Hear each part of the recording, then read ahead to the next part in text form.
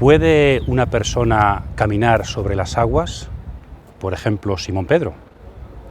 ¿Qué significa ser piedra de la Iglesia?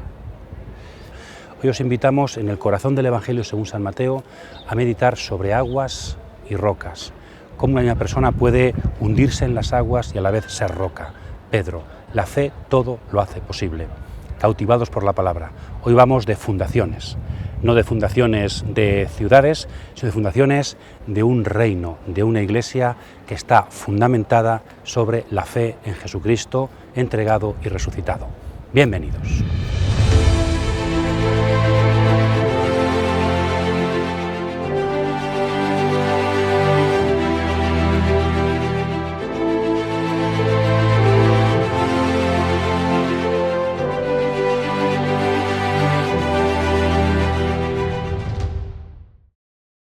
Continuamos recorriendo el Evangelio según San Mateo, intentando implicarnos en lo que sucedió, en lo que Jesús dijo, en el proceso de los discípulos, porque para esto fue escrito el Evangelio, para que nos lo apropiáramos, para que lo aplicáramos también a nuestro camino creyente. Estamos llegando a la mitad del Evangelio según San Mateo, capítulos 14, 15 y 16. Si os acordáis, cuando trabajamos San Marcos, y si no os invitamos a trabajar los vídeos sobre San Marcos tiene dos grandes secciones muy fácilmente divisibles. Los capítulos 1 al 8, al final del 8, está el ministerio de Jesús en Galilea. Y los discípulos descubren en la confesión de fe de Pedro en Cesarea de Filipo, tú eres el Mesías. Y a partir de ahí, un poquito del capítulo 8 y luego capítulos hasta el 16, la segunda parte, subida a Jerusalén, pasión, resurrección, descubren este es el Hijo de Dios, Mesías e Hijo de Dios. Diríamos el gran punto de inflexión está en la pregunta de Jesús a los discípulos en Cesarea de Filipo. ¿Quién dice la gente que soy yo? Y vosotros, ¿quién decís que soy yo? El Mesías, después en la cruz, el Hijo de Dios. San Mateo, como decimos, sigue bastante el orden de San Marcos, no solamente los materiales. Entonces, si comparáramos Mateo con San Marcos, diríamos que también Mateo tiene dos grandes secciones. El capítulo 16, 13 al 20, a mitad del capítulo, tenemos la confesión de fe de Pedro. Solo que en vez de decir Mesías, dice Mesías e Hijo de Dios. Luego lo explicamos. Entonces, Mateo puede tener dos partes. La primera sección, en la que Jesucristo se corresponde con Marcos. Jesucristo camina por Galilea, los discípulos son enseñados, y la segunda sección que ya se dirige hacia Jerusalén, hacia la perspectiva de la pasión. Entonces podríamos entender, pero en Mateo no aparece tan claro ese proceso en dos etapas como en Marcos. Acordaos del ciego de Betsaida, que ve en dos etapas, Mesías e Hijo de Dios. En Mateo aquí es confesado Jesús como Mesías e Hijo de Dios ya. Entonces, esto nos vale para comparar, pero en Mateo no es del todo exacto. Esa diferencia en Mateo es más compleja la división, pero para que nos situemos, ¿no? Nos situamos, si estuviéramos en Marcos, en este vídeo tratamos justo el corazón del Evangelio, la confesión de fe de Pedro y los capítulos anteriores, diríamos, ¿no? Bien, y para hacerlo esto más cercano a Mateo, que es un poquito más complejo, pues vamos a ver un poco cuál sería el contexto en el que estamos literario de este vídeo. Hemos trabajado los capítulos 1 al 11 de Mateo, que eran una especie de mini evangelio, recordad. Y es cuando Mateo menos sigue a Marcos, más hay trabajo redaccional del autor de Mateo. Bueno, ¿qué sucede después? En los capítulos 12 hasta el final, ¿qué sucede? Pues tendríamos dos grandes secciones centrales, que son estas dos, ¿no? 12.1 al 16.20, donde se habla, seguramente algún exegeta dice, yo creo que lleva razón, aunque tampoco hay que absolutizarlo, Jesús se va separando progresivamente de Israel.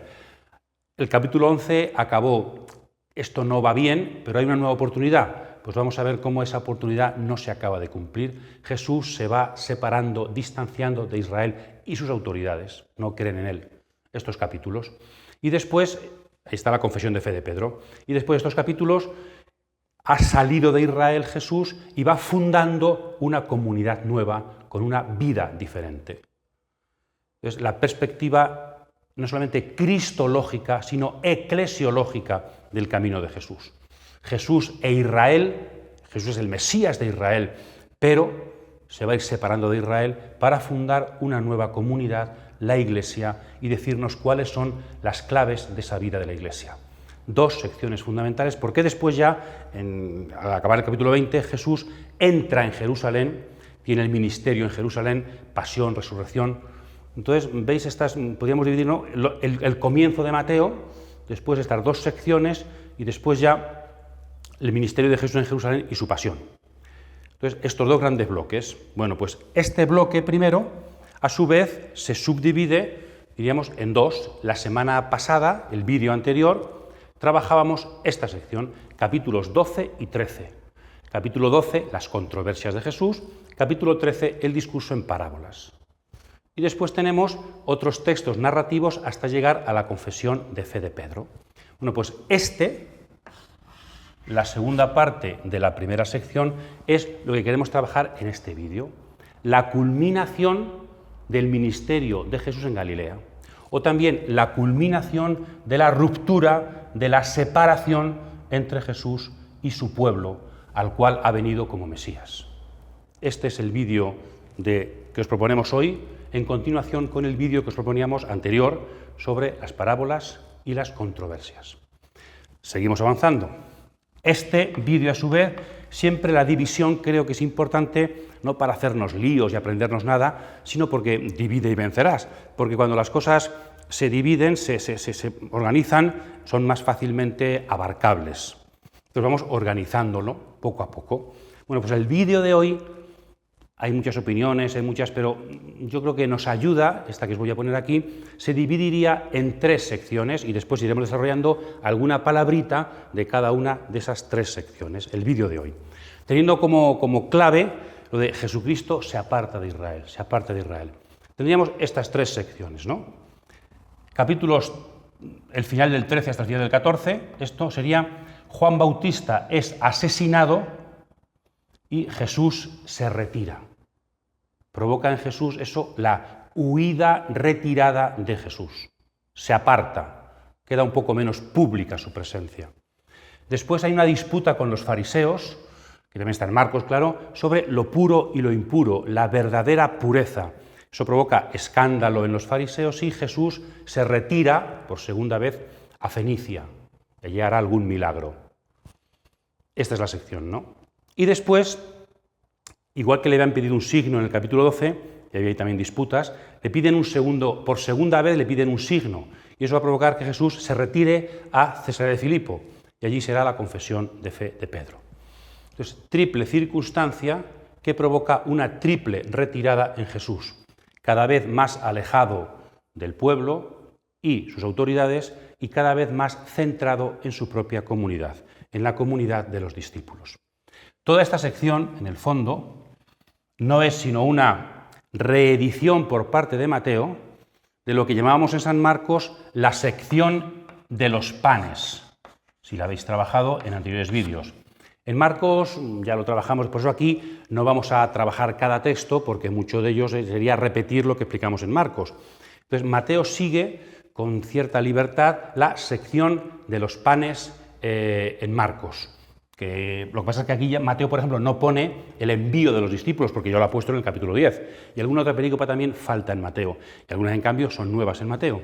Entonces, la sección de los panes según San Mateo, es lo que hoy os invitamos a trabajar. Pues aparece la doble multiplicación de los panes, el tema de la comida, lo que es puro e impuro, las migajas en el milagro de la mujer cananea.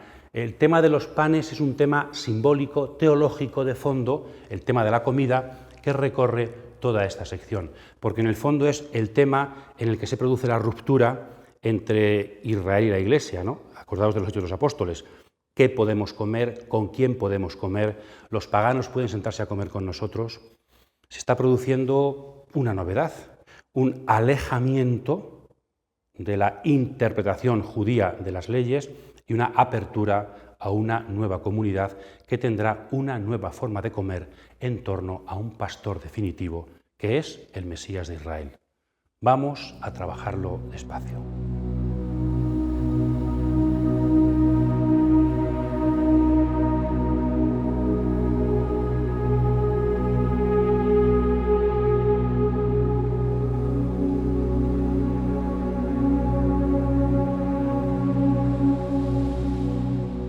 Cuando acabó Jesús estas parábolas, partió de allí.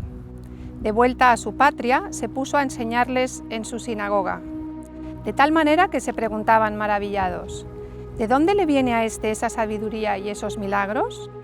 ¿No es este el hijo del carpintero? ¿No se llama su madre María y sus hermanos Santiago, José, Simón y Judas? ¿Y no están todas sus hermanas entre nosotros?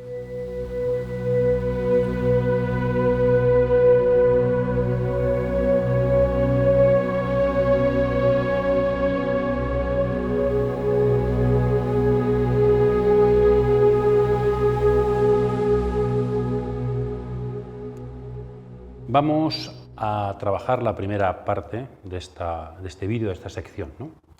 13:53 a 14:33. Desde el final de las parábolas hasta un texto precioso, Jesús caminando sobre las aguas y Pedro con él. Hemos puesto aquí las distintas escenas, para que podáis leerlas, que se corresponden mucho, decíamos, con San Marcos, y por eso diremos muy poquito sobre ellas, ¿no? Os remitimos a los vídeos sobre San Marcos.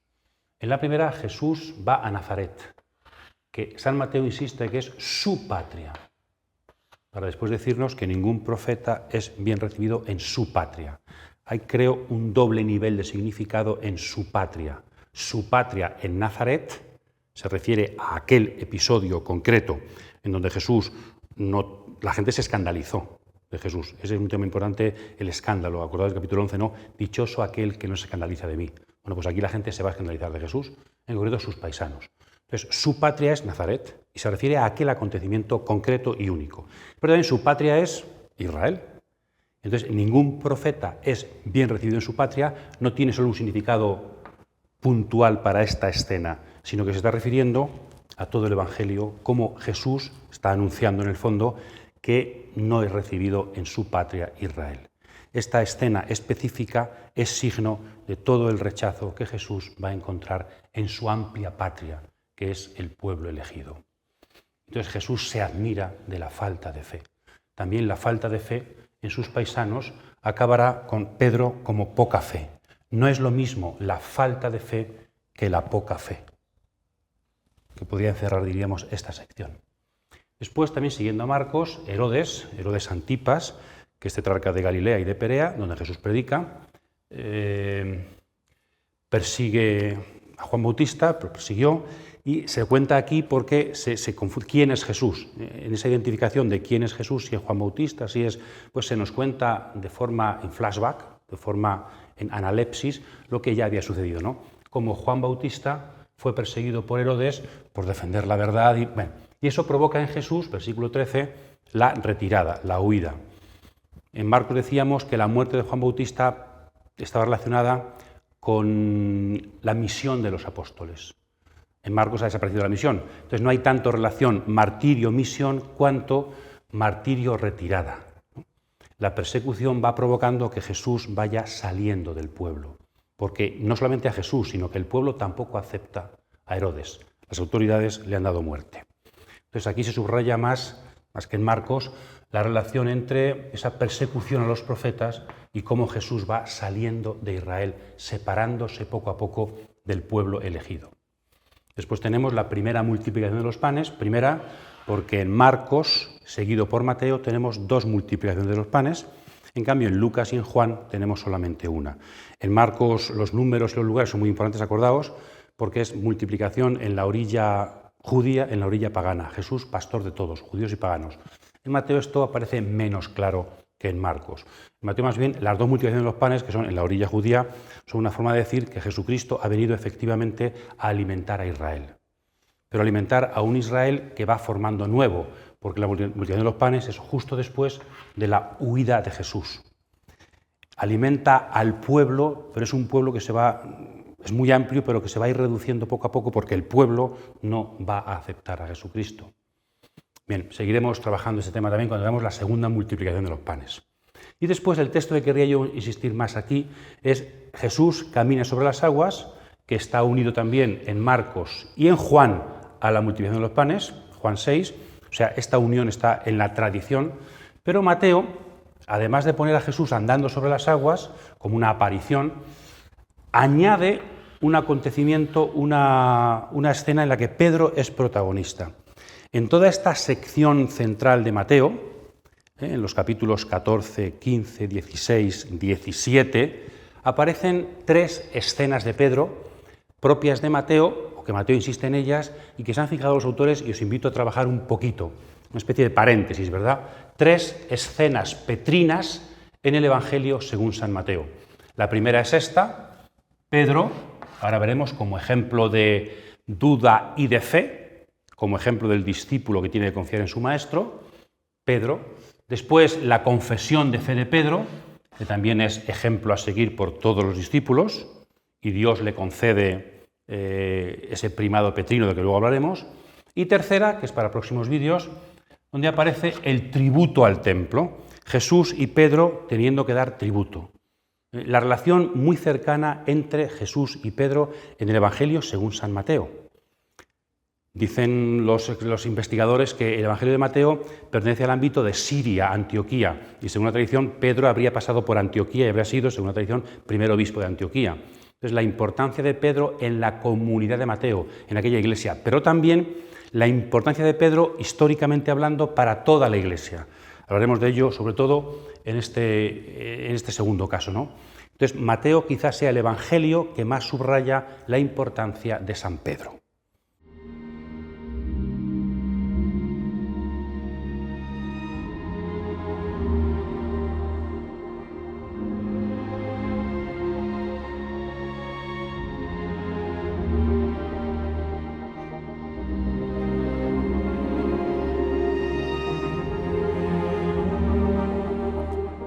Pedro le respondió: Señor, si eres tú, mándame ir hacia ti sobre las aguas. Ven, le dijo. Bajó Pedro de la barca y se puso a caminar sobre las aguas en dirección a Jesús. Pero al sentir la violencia del viento, le entró miedo y como comenzara a hundirse, gritó: Señor, sálvame. Jesús tendió al punto la mano, lo agarró y le dijo: Hombre de poca fe, ¿por qué dudaste?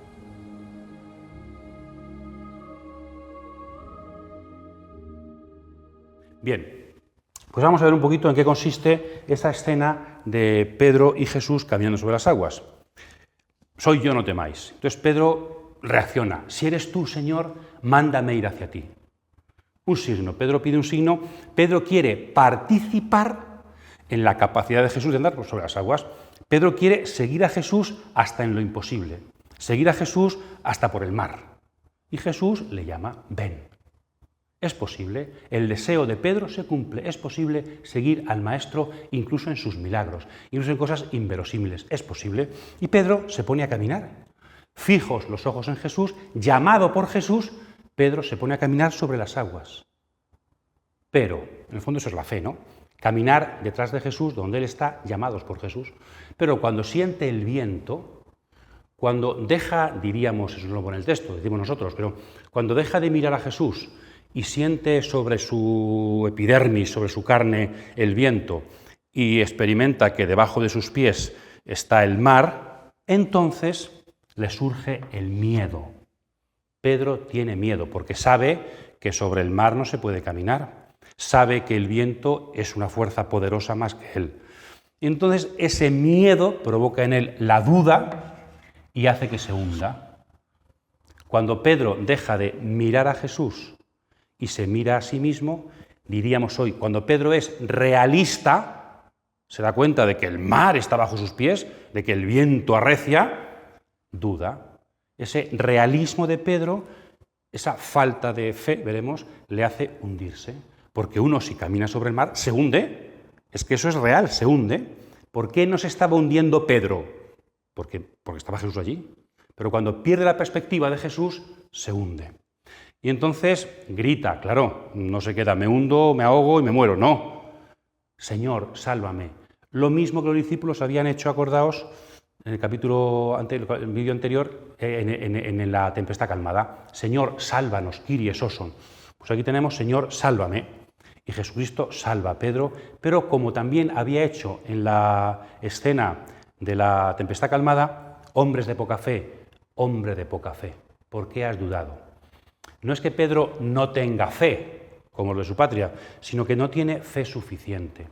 La fe no es solamente creer en Jesús, saber que Jesús es, empezar a caminar, sino que la fe es continuar caminando, continuar confiando en Jesús, no apartar la mirada de Jesús, saber que aunque el agua es real, aunque el viento es real, aunque es real que no se puede andar sobre el agua, también es real, más real es la mirada y la llamada de Jesús. Eso es la fe. Poner a Jesús como realidad principal de nuestras vidas y entonces podemos seguirle donde quiera que vaya. Entonces, también nosotros aquí nos vemos identificados con Pedro. Tenemos fe, nos ponemos en camino, pero a mitad de camino casi siempre todos dudamos y vemos que empezamos a hundirnos.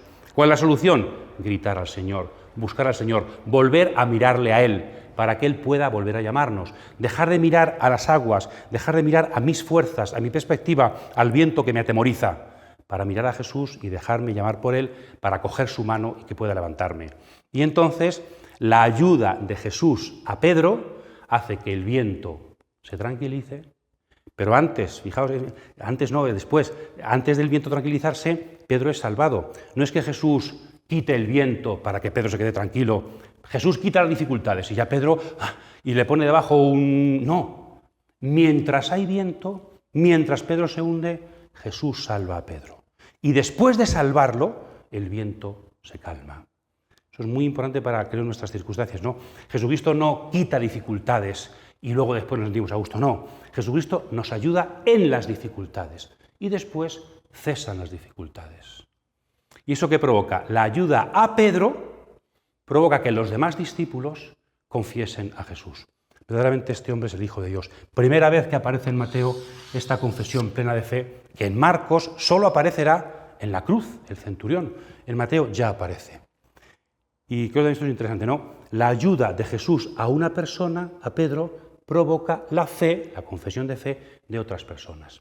También yo, como Pedro, cuando experimento mi debilidad y me dejo ayudar por Jesús, puedo ayudar a que otros crean en Jesús. El que Jesús ayude a unos no es que olvide a los demás, sino que ayuda a unos para que los demás también puedan creer. Catequesis preciosa de Mateo sobre lo que es la fe, la relación con Jesús en medio de las tempestades de la historia, en medio de los miedos de los discípulos.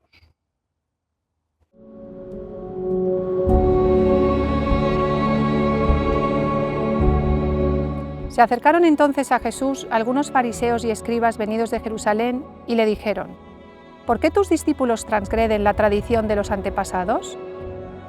Pues no se lavan las manos a la hora de comer. Él les respondió: ¿Y vosotros? ¿Por qué transgredís el mandamiento de Dios por vuestra tradición?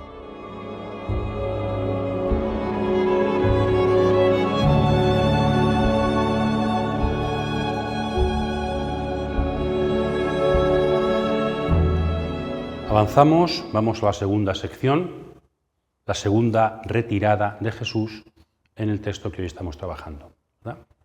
Esta es la sección y que podemos dividir en las siguientes escenas. Hay dos sumarios que sirven como transición entre las escenas. En el primer sumario dice que la gente, las curaciones, ¿no? Un sumario de curaciones, que con solo tocar la orla del manto de Jesús se curaban. Esto de la orla del manto nos hace pensar que Jesús también llevaba algunos vestidos pues que tienen que ver con la tradición judía devota, la forma de vestir de Jesús, ¿no? La orla del manto. Entonces, bueno, pues Jesucristo no ha venido a romper con todo, no ha venido, sino que participa de las tradiciones religiosas hasta en la forma de vestir de su pueblo. Aunque veremos después lo que dice él, ¿no? Pero nos situamos en un Jesús, en la continuidad de Jesús con la historia de su pueblo. Precisamente por eso llama más la atención el texto siguiente, que también aparece en San Marcos, que ya lo explicábamos en su día, pero aquí tenemos una palabra, ¿no? La tradición de los fariseos, la halaká, la interpretación de la Torá, la aplicación concreta de los mandatos de Moisés, de Jesús distingue muy bien, ¿no? En la tradición farisea también se distingue entre Torá escrita, ley escrita, y Torá oral. Los fariseos piensan que la Torá escrita, es el Pentateuco, Moisés, que está escrito, ¿no? Y eso es lo principal. Pero luego está también, a diferencia de los saduceos que no creían en esto, está la Torá oral. Y según los que es la interpretación de las escuelas rabínicas de la Torá escrita, su aplicación, que luego quedará por escrito en la Mishnah. Pues según los fariseos, la Torá oral también se remonta a Moisés, que puso por escrito una parte y transmitió oralmente otra, que luego ha sido transmitida por tradición hasta llegar a la época de los rabinos. Entonces, para los rabinos tiene la misma importancia la Torá escrita y la Torá oral, o casi la misma importancia. Y aquí se trata de ese tema, ¿no? No son los únicos en el judaísmo, porque también son judíos los saduceos que no creen en la Torá oral de los fariseos. Entonces, Jesús, ¿qué piensa ante esto? Aquí se sitúa la discusión, ¿no? Los discípulos de Jesús no cumplen, sobre todo en cuestiones de comida, la tradición, diríamos la Torá oral. Claro, pero es que hay que cumplirla. Para ser judío hay que remitirse a Moisés o hay que pasar también por el aro de las tradiciones farisaicas. La discusión es que debemos confundir o reducir el judaísmo a la tradición farisea. Aquí está pensándose en tiempo de Jesús, año 28-29 después de Cristo, pero también está pensando en el tiempo de Mateo, año 80, donde ya no hay saduceos, donde ya no quedan esenios, ni la única rama del judaísmo es el fariseísmo. Por eso en aquella época, en el año 80, ya sí se identificaba la tradición de los fariseos con Israel. La verdadera tradición de Moisés, los herederos de Moisés somos nosotros. Y Mateo dice, ¿de eso nada? En el año 80 tampoco sois los únicos. Bien, pues aquí hay que situar, yo creo, no solamente es una discusión entre Jesús y los fariseos de su tiempo, sino que es una discusión entre la iglesia de Mateo, judeo-cristiana, y los fariseos de su tiempo, que pretendían ser la única rama heredera verdadera de Moisés. Entonces Jesús distingue entre tradición, Torá oral, y mandamiento, Torá escrita. Distingue entre lo que Dios hace, como en el caso del divorcio, luego veremos, y lo que el hombre, los maestros, dicen. ¿Es necesaria la tradición, la labor del hombre para aplicar el mandato de Dios? Sí, pero no podemos igualarlo. No podemos igualarlo. Entonces hay que discernir bien las tradiciones. Porque algunas tradiciones, aunque su intención es preservar el mandamiento, su intención es ser un círculo que llaman ellos de la Torá, preservar el mandato de Dios, pueden alejarse del mandamiento y es más, pueden hacer que incumplamos el mandamiento.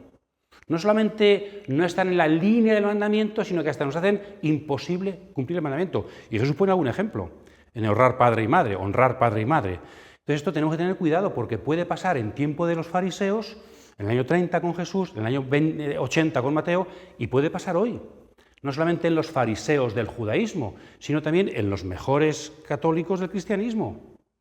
A veces hemos confundido nuestras tradiciones, que tienen buena intención, con la voluntad de Dios. Y ahí está el Evangelio para seguir siendo una instancia crítica a nuestra propia religiosidad. Cuidado, que tenemos siempre que discernir las tradiciones. Es que en este pueblo toda la vida se ha hecho, luego investiga y significa que toda la vida son 40 años. Y la Iglesia funciona hace 2000 años. Entonces, no habrá que... A lo mejor hay tradiciones de este pueblo que Dios no las quiere. ¿Realmente Dios quiere que hagamos esto que hacemos por tradición? Según Jesús, hay cosas que se hacen por tradición que no son... Y no solamente no es que no las pida Dios, que es más grave esto, sino que nos impiden hacer la voluntad de Dios. Podríamos poner algún ejemplo, pero no por no meternos en ningún tipo de dificultad o no tampoco herir a nadie, pero tenemos que discernir. Tenemos que discernir. Y hay cosas que son de la tradición que en principio no es mala, pero que hay que discernir.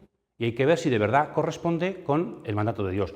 Lo de siempre, ¿quiénes son mi Padre y mis hermanos? Los que cumplen la voluntad de mi Padre que está en los cielos. La voluntad de Dios, pero no la tradición de los hombres. La tradición de los hombres no es mala. Las tradiciones religiosas no son malas, pero hay que discernirlas, porque pueden ocultar la voluntad de Dios e impedir a veces, Jesús lo dice, cumplir la voluntad de Dios. Tema fundamental también en la actual tesitura del cristianismo y de la Iglesia. Y después, la importancia del corazón. la importancia de la interioridad. Aquí hay una discusión sobre lo puro y lo impuro. No puedo comer de esto, no puedo comer cerdo, no puedo comer porque me hace impuro. Y Jesús dice, la comida no me hace impuro. Lo que me hace impuro no es lo que entra, sino lo que sale. Es decir, la dimensión, diríamos, espiritual, humana, personal, libre, moral, el corazón. La interioridad consciente del ser humano, su libertad, es lo que me hace impuro. Cuando lo que sale por la boca, no lo que hablo. Acordaos también en el vídeo anterior que hablábamos de que seremos juzgados por lo que hablamos. Tiene un espíritu inmundo, Belcebú, eso es lo que me hace impuro. Cuando yo hablo mal de otro, me estoy haciendo impuro.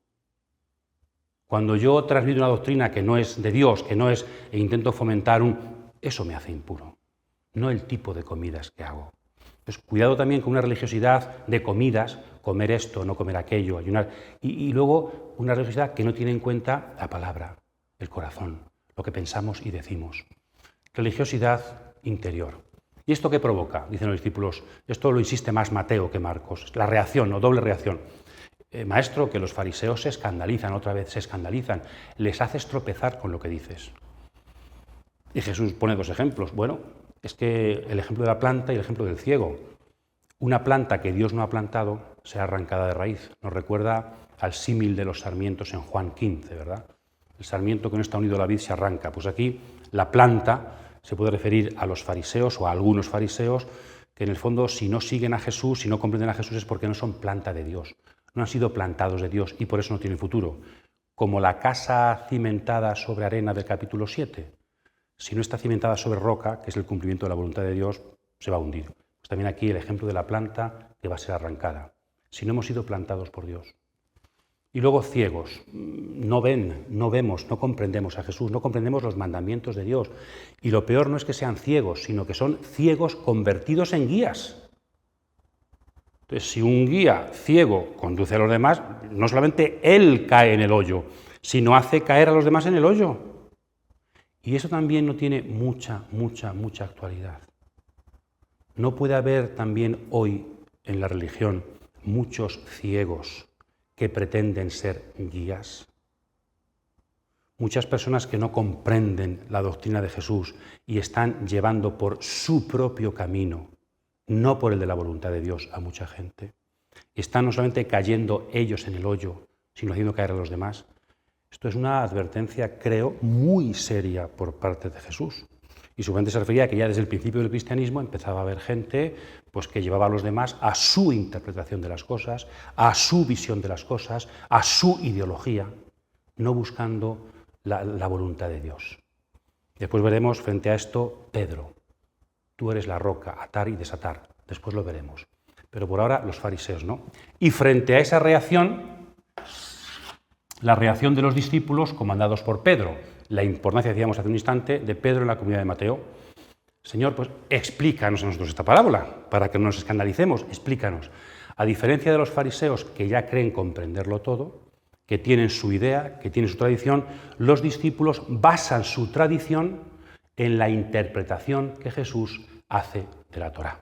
Es decir, los cristianos, Pedro y sus discípulos, no creen en la Torá vacía y abstracta, sino en la interpretación, en la transmisión, en la que Jesús hace. Jesús es el maestro.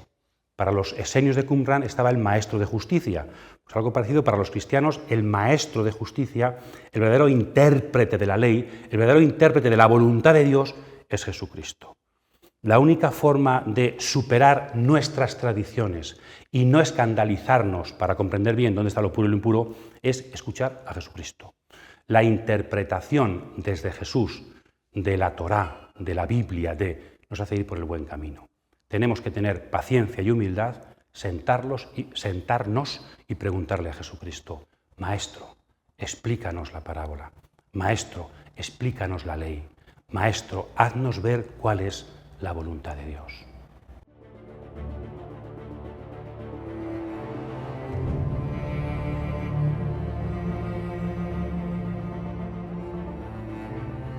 Tras llegar Jesús a la región de Cesarea de Filipo, hizo esta pregunta a sus discípulos. ¿Quién dicen los hombres que es el Hijo del Hombre? Ellos respondieron, unos que Juan el Bautista, otros que Elías, otros que Jeremías o uno de los profetas. Él les preguntó: «¿Pero vosotros quién decís que soy yo?». Simón Pedro contestó: «Tú eres el Cristo, el Hijo de Dios vivo». A esto replicó Jesús: «Bienaventurado eres, Simón, hijo de Jonás, porque no te ha revelado esto la carne ni la sangre, sino mi Padre que está en los cielos».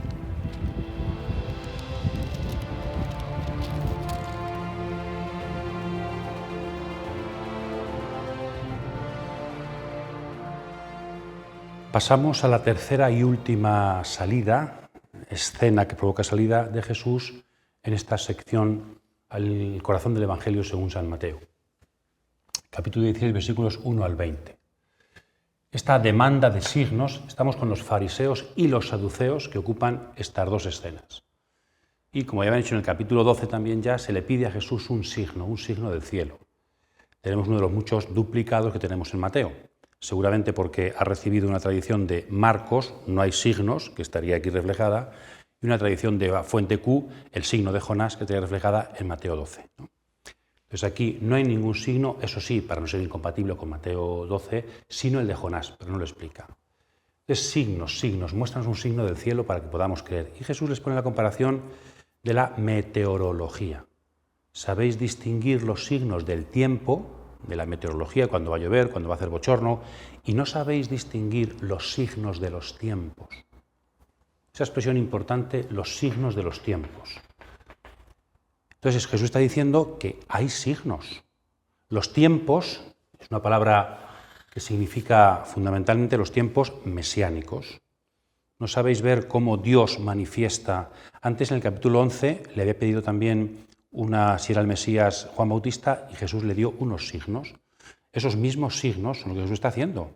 No hace falta nuevos signos, no hacen falta signos a demanda de cada uno y cada grupo, sino que Jesucristo ha venido, Él es el signo, sus obras son los signos, sus palabras son los signos. La cuestión no es hacer más signos, pedir signos personales, sino saber distinguir, discernir, saber leer los signos del Mesías, de los tiempos que están llegando. Es una cuestión de perspectiva, es una cuestión de interpretación, es una cuestión de fe, es una cuestión de querer recibir los signos que ya nos están dando, sin exigir otros signos como nosotros querríamos. Esta versión también ha sido importante porque en el Concilio Vaticano II, ya incluso con Juan XXIII cuando lo estaba preparando, en Gaudium et Spes, después, sobre todo números 4 y 11, aparece como algo importante para ver cómo actúa Dios. Se coge esa expresión del Evangelio y se aplica también a cómo la Iglesia tiene que estar atenta a los signos, diríamos, de todos los tiempos, porque desde que Jesucristo ha resucitado, el reino ya ha comenzado. Entonces, siguen dándose signos de los tiempos. Dios sí está actuando en la historia, Cristo resucitado está actuando, entonces la Iglesia quiere estar atenta, que no nos pase lo que a fariseos y saduceos, para ir viendo por dónde nos manda Dios, con la Biblia en la mano, con el criterio hermenéutico de la palabra, vamos también viendo los signos de la historia, para que de esta forma veamos por dónde nos conduce el Espíritu. Saber leer los signos de Dios. En la vida y en la palabra están las claves de la voluntad de Dios. Entonces tenemos también que aprender a leer la vida, como nos dijo Jesús. Él se refería sobre todo a los signos de su historia, de su vida. Esto se podía ampliar a los signos de toda la historia de la humanidad donde actúa Jesús. Dios habla en la historia, especialmente en la historia de Jesús. Y desde la historia de Jesús aprendemos a leer los signos de la providencia divina que sigue conduciendo los tiempos y pidiéndonos que secundemos su forma de actuar en la historia.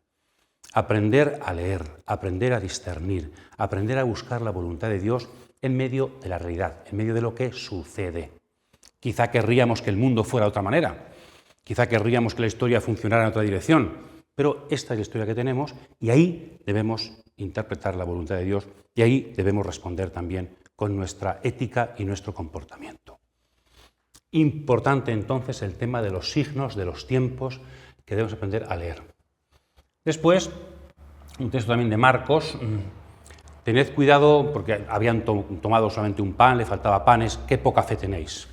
También lo explicamos en San Marcos, Jesucristo en San Mateo sigue viendo que los discípulos no acaban de creer, no acaban de entender lo que significa la multiplicación de los panes con sus números, lo que significa su presencia, hombres de poca fe. Y tened cuidado, hombres de poca fe, con la levadura, estamos en la sección de los panes, de los fariseos y saduceos. Ellos no entendían la levadura, en Marcos queda un poquito en el aire, pero aquí Mateo lo explicita. La levadura no es porque los fariseos fueran panaderos, no. La levadura simboliza la doctrina de fariseos y saduceos, porque igual que el reino es levadura en la masa, una doctrina que no es de Jesús también puede ser falsa levadura que fermenta falsamente la masa. Qué importante es seguir una doctrina adecuada para que la masa fermente de forma adecuada.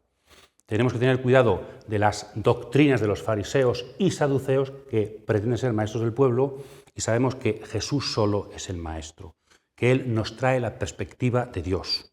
Siempre para leer los signos, para interpretar la Torá, para ver siempre Jesús maestro, Jesús maestro. Él es la levadura, Él es la doctrina que nosotros debemos seguir siempre. Y por fin la tercera escena, tenemos 3 escenas en esta sección. Jesucristo con todo esto sale, ¿verdad? La tercera salida y sale hacia el norte, hacia el nacimiento del río Jordán, en el territorio de Cesarea de Filipo, para distinguirla de Cesarea del Mar, que construyó su padre Herodes. Cesarea de Filipo, una ciudad pequeña, cerca de Banias, el nacimiento del río Jordán. Y ahí Jesús hace la pregunta que ya sabemos, ya estaba en Marcos, ¿quién dice la gente que es el Hijo del Hombre? Y en Mateo, como en Marcos, pues Elías, uno de los profetas, Juan Bautista, pero en Mateo se añade o Jeremías. Ya decíamos al principio del Evangelio que el único Evangelio que menciona al profeta Jeremías explícitamente es Mateo. Lo menciona 4 veces, porque quiere presentar a Jesús bajo la simbología del profeta Jeremías. En la infancia, hablando de los niños que mueren, ¿verdad?, la matanza de los inocentes, se cita a Jeremías. También en el capítulo 21, en correspondencia, se nos dice que los niños asesinados, los niños, en cambio, aquí pueden entrar al templo para alabar a Dios. La importancia de los niños.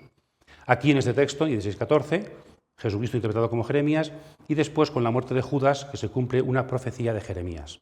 Seguramente en todo esto está que Mateo quiere presentar a Jesús como el Jeremías que conocían los judíos, que es el profeta rechazado por su pueblo, pero que también tiene una perspectiva universalista.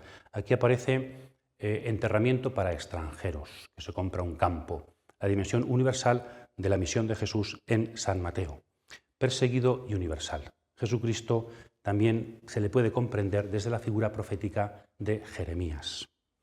Eso la gente, pero vosotros, ¿quién dice que soy yo? Y Pedro, como en Marcos, responde. En Marcos decíamos, tú eres el Mesías. Es la mitad de la confesión cristológica, porque falta la otra mitad, segunda parte del Evangelio. En cambio, Mateo ha querido convertir la confesión de fe de Pedro en una confesión completa, no a mitad. Entonces, en el centro del Evangelio, Pedro, portavoz de la Iglesia, responde quién es Jesús de forma redonda, de forma completa. Y es 2 cosas, Mesías, ungido, e Hijo de Dios vivo. Ya decíamos también en otros vídeos que hay muchos títulos del Nuevo Testamento, pero estos 2 títulos, Mesías e Hijo de Dios, son como el resumen principal de la cristología del Nuevo Testamento. Están en textos tan importantes como al final de Juan 20, 30-31, en Marcos al principio y después en las 2 partes del Evangelio, en Mateo en su culminación más importante, en Juan 11, Marta también dice que tú eres el Mesías, el Hijo de Dios, ¿verdad? También Marta hace esa confesión en el centro de Juan. San Pablo en Romanos 1 también lo dice, San Lucas, si hubiera que hacer un resumen de los títulos de la cristología del Nuevo Testamento, serían estos 2, puestos en lugares clave. Uno de ellos es la confesión de fe principal del Evangelio, en boca de Pedro, en el centro del Evangelio, en Cesarea del Mar. La Iglesia confiesa a Jesús que es estas 2 cosas.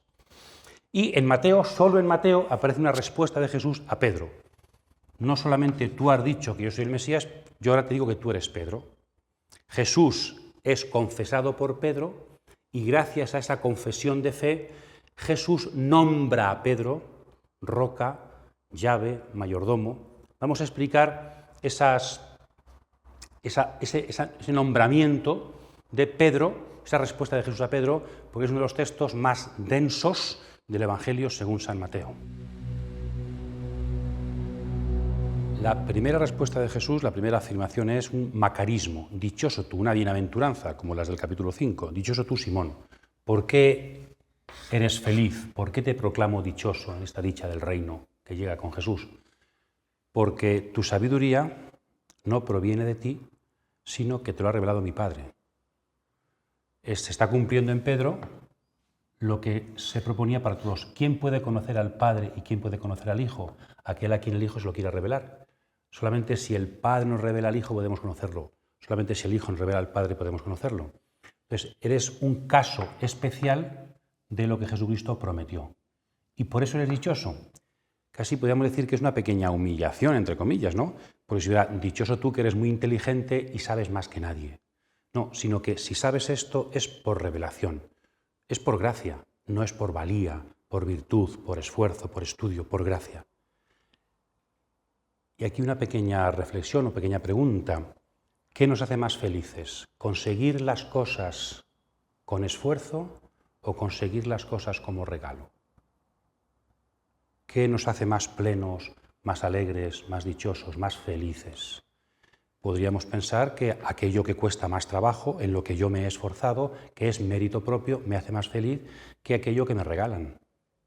Pues según Jesús, Pedro es feliz porque le han regalado algo, porque su sabiduría no es suya. La mayor felicidad, he comprobado en vuestra vida, la mayor felicidad viene siempre de aquello que no esperamos y no merecemos. El regalo nos da mucha más felicidad que lo conseguido. Es importante ponerse metas y conseguir metas. Es importante el esfuerzo, muy importante. Pero lo que rompe todo, la gran alegría de la vida, es el regalo. Porque alguien que nos quiere está detrás. Entonces tú eres dichoso no porque eres más listo que los demás apóstoles, porque has estudiado en más universidades o porque te has esforzado más y has sacado mejor nota. No, porque mi Padre te lo ha revelado. Porque has sido agraciado. De ahí viene tu felicidad. Revelación a Simón. Sería bueno compararlo con lo que San Pablo dice de sí mismo en Gálatas 1. Dice que él conoce el Evangelio, conoce a Jesucristo por revelación. Mateo 16, Gálatas 1. Pedro y Pablo conocen al Hijo de Dios por revelación del Padre. Perfecto paralelismo, seguramente Mateo no conocía a Gálatas, y Gálatas se escribió antes que Mateo, pero como las mismas palabras, el Hijo por revelación es conocido por Pedro y es conocido por Pablo. Muy bonito, los dos pilares de la Iglesia primitiva. Después lo nombra Kefa, en arameo, piedra, en español, ¿verdad? Pedro, Petrus en latín. El nombre Kefa está atestiguado para personas, el Petrus no, pero Kefa sí está atestiguado, no es una cosa extrañísima. ¿Por qué puso Jesús a Simón este nombre? Simón es un nombre original. En el Antiguo Testamento hay muchos cambios de nombre, Abraham, Jacob, Israel, cambios de nombre, ¿no? Y poner nombres, que significa, como ya hemos dicho, pues cuando alguien te pone el nombre, él es quien tiene dominio sobre ti, ¿no? Él es quien conduce tu vida. Y además le da una misión, nombre significa misión. Entonces Jesús está tomando posesión de Pedro, discípulo, y le está dando una misión. Y su misión es ser piedra. Acordaos de Mateo 7, casa construida sobre piedra, casa construida sobre arena. Pedro, con su fe, es la piedra sobre la que Jesús va a construir su iglesia, la de Jesús, no la de Pedro. En 1 Corintios 10, Pablo dice que la piedra es Cristo. ¿Es incompatible? No. Cristo, dice Orígenes, Cristo pastor, Juan 10, hace a Simón pastor, Juan 21. Cristo piedra, hace a Pedro piedra. Jesús hace compartir a Simón lo que él es. Simón es piedra en tanto en cuanto cree y conoce a Jesús, en tanto en cuanto está con Jesús. Él no es piedra independiente, él no es pastor independiente, él es nombrado piedra por Jesús junto a Jesús. Él es nombrado pastor por Jesús junto a Jesús. Piedra, después también dirá Pablo, que los cimientos de la iglesia es como un edificio, como un templo, los cimientos, Efesios capítulo 2, son los apóstoles. Aquí se aplica a todos los apóstoles lo que aquí Jesús aplica a Pedro. De alguna forma, Pedro es individualmente lo que los apóstoles son colectivamente, los cimientos de la iglesia. Unos cimientos firmes porque están en relación con Jesús. ¿Por qué el cimiento es bueno? Porque está en la piedra del terreno, ¿no? Entonces, son piedra porque han conocido a Jesús y viven con Jesús. Y esto de alguna forma son insustituibles, ¿no? Son la piedra sobre la que después la iglesia se va construyendo. San Pablo mismo dice que él construyó. La piedra es Cristo, la piedra son los apóstoles, no es incompatible, sino que son dos perspectivas fundamentales de esa imagen de la Iglesia como construcción, como templo del Espíritu en medio del mundo. Sobre esta piedra, dice Cristo, yo edificaré mi iglesia. La palabra griega eclesia, convocación, llamada, es la traducción griega de la Biblia griega de la palabra hebrea kahal, que se aplica en Deuteronomio y en otros textos a la asamblea de Israel en el desierto. También se aplica bastante en Qumran, a la comunidad. Es un concepto de pueblo de Dios del Antiguo Testamento que el Nuevo Testamento aplica al pueblo convocado por Jesús. Es verdad que es un texto muy usado en Hechos, en San Pablo y en Apocalipsis, pero muy poco usado en los Evangelios. Parece que es una palabra eclesía poco de Jesús y más bien propia de la Iglesia primitiva. De hecho, Juan, Marcos y Lucas nunca utilizan en sus textos griegos la palabra iglesia, eclesía. Mateo es el único evangelio que utiliza 3 veces la palabra eclesía, iglesia, que es, aquí lo tenéis, en este caso, edificaré mi iglesia, y en un versículo, aparece 2 veces, del capítulo 18, el discurso eclesiástico. Mateo es el evangelio eclesiástico, eclesial por antonomasia. No solamente porque es el único que utiliza la palabra eclesia, sino, como ya hemos visto desde el principio, porque está siempre reflejando las dimensiones eclesiales de la misión de Jesús. Acordaos del capítulo 10, después vemos el capítulo 18, y aquí también la fundación de una iglesia. Venimos de Jesús abandonando Israel, Jesús, Mesías de Israel, rechazado, que viene a su patria y que se va un poco apartando, y está fundando una comunidad nueva en la fe de Pedro, en el seguimiento de los discípulos. Dice que las puertas del Hades no podrán contra ella. No dice las puertas del infierno, sino del Hades. El Hades, griego, es como el Seol de los judíos, que es el lugar de los muertos. Habría que distinguirlo, o dicho también en la teología católica, los infiernos. Descendió a los infiernos.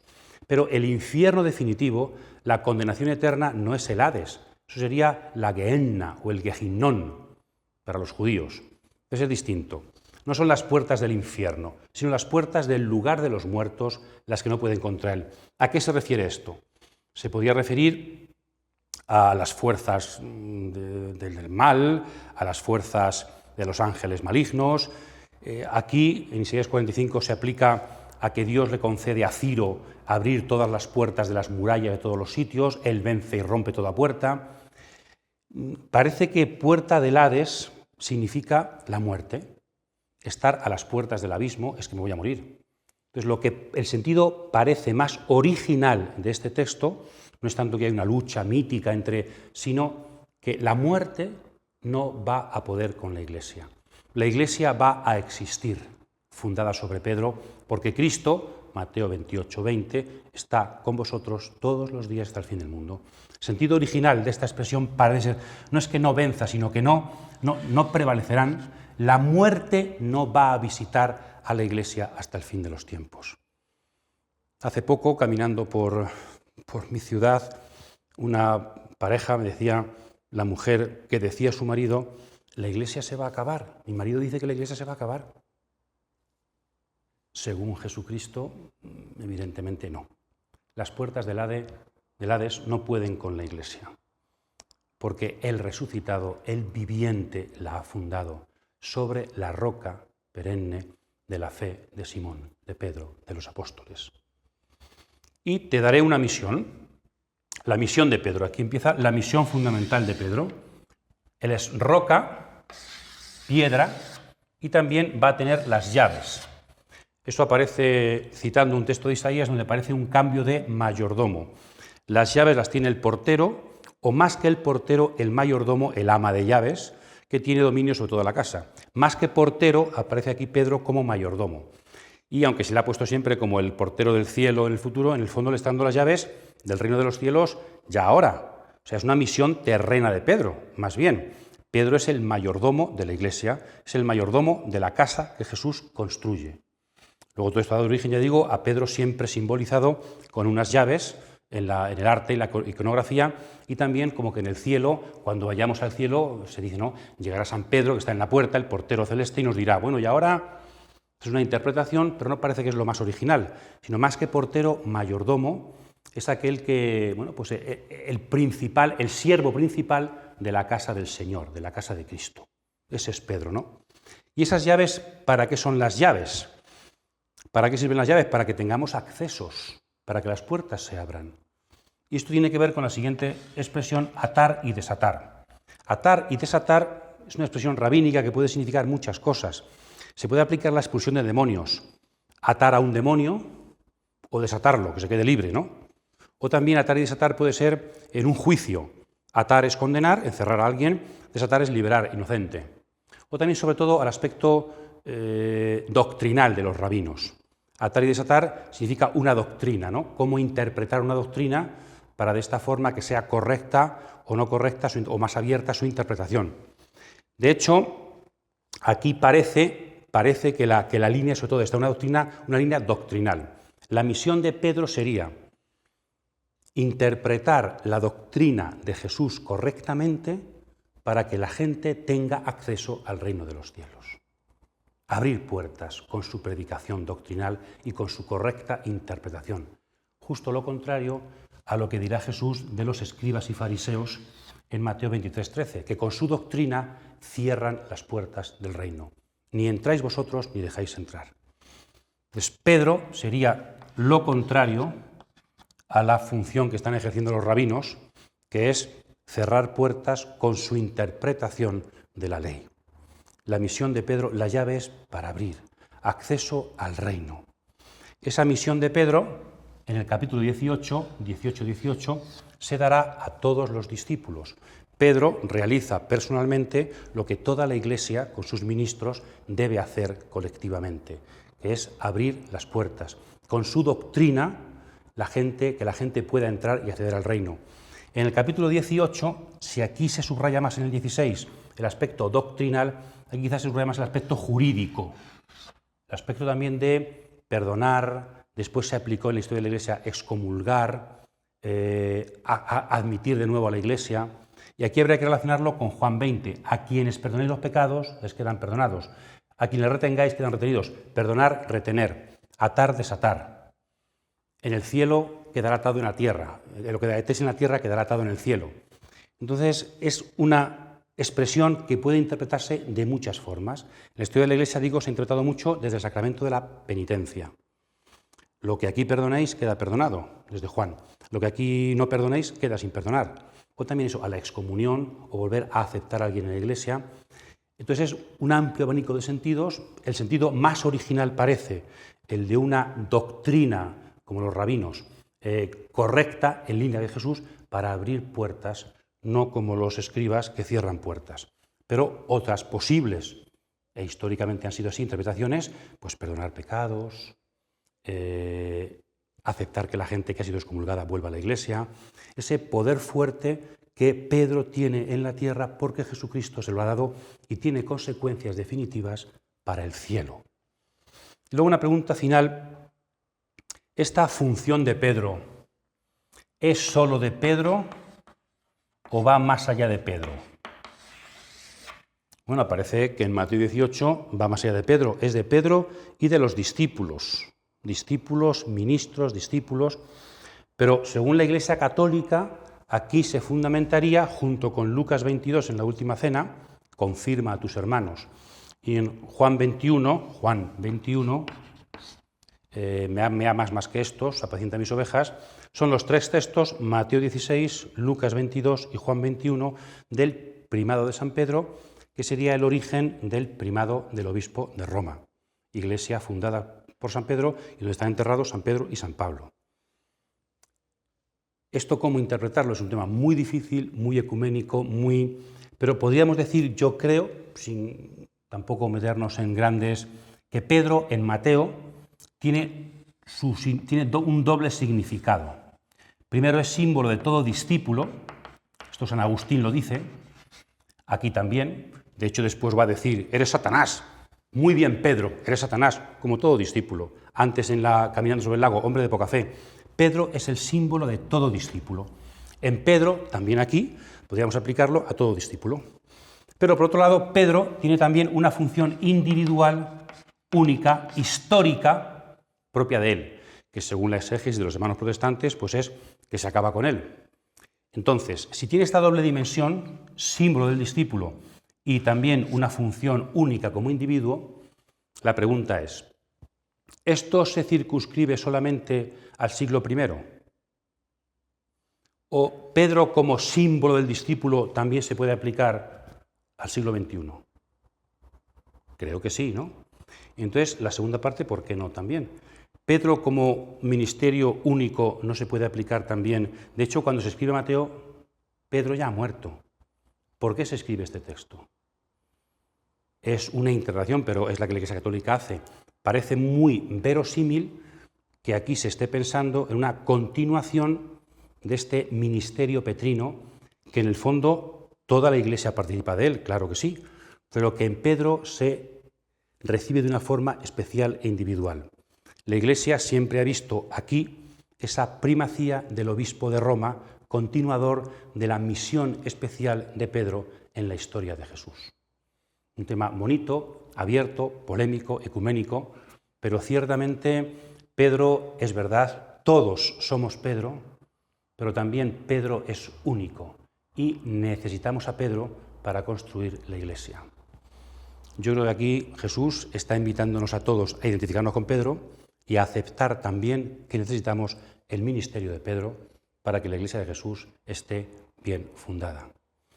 Queremos ser Pedro en sentido amplio y necesitamos a Pedro en sentido personal, un ministerio petrino, para que la Iglesia siga siendo fiel a Jesucristo y las puertas del Hades nunca prevalezcan sobre ella.